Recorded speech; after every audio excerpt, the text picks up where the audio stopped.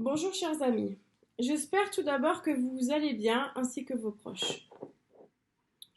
Le dimanche 3 mai, l'Élysée a fait savoir que la France n'imposera pas de quarantaine à, je cite, toute personne, quelle que soit sa nationalité, en provenance de l'Union européenne, de la zone Schengen ou du Royaume-Uni. Une liste de pays à risque dont les voyageurs seront soumis à des mesures de quarantaine sera communiquée ultérieurement, mais toujours sans donner davantage de précision.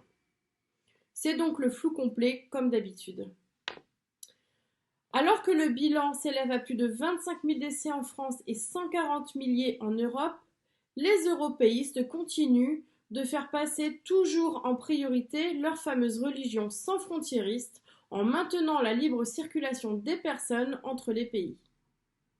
Pour rappel, la zone Schengen comporte environ 422 millions d'habitants répartis sur 26 États. On confine donc la population française pendant 56 jours, jusqu'au 11 mai, pour qu'à la fin de cette période de confinement, les personnes se mettent à circuler librement sans le moindre contrôle aux frontières. C'est une aberration totale dans ce contexte de crise sanitaire. Durant cette crise d'ailleurs, on a vu que la France n'avait pas fermé ses frontières. On pourrait donc croire que l'ensemble des pays de l'Union européenne a fait pareil. Mais là encore, des gouvernements sont plus logiques que le nôtre.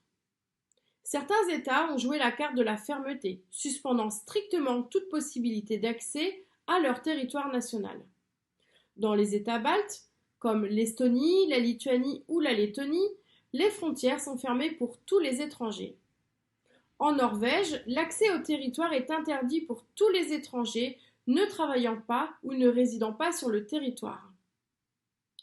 Pour la Suisse, qui fait pourtant partie de l'espace Schengen, des contrôles renforcés ont été mis en place aux frontières. Il n'est plus permis d'entrer sur le territoire sans motif autre que professionnel. Aux Pays-Bas, les voyageurs arrivant par voie aérienne de zones dites à haut risque doivent remplir une déclaration sanitaire et observer une quarantaine de 14 jours. Tandis qu'en France, on placardait encore et uniquement des feuilles dans les aéroports. Donc comme vous pouvez le constater, en France, les frontières sont grandes ouvertes, toujours fidèles à l'idéologie d'Emmanuel Macron. Comment voulez-vous qu'on impose aux Français cette carte des restrictions différenciées selon les départements, alors que dans le même temps, il n'y aura aucun contrôle à nos frontières nationales?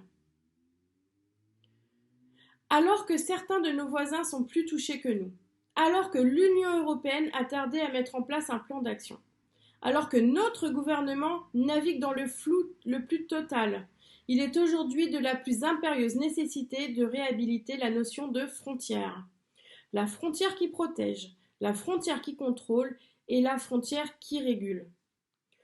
Comme Marine Le Pen et les élus du Rassemblement national, je demande la fermeture de nos frontières nationales. Contrôlons les accès pour éviter une nouvelle propagation du virus sur notre sol.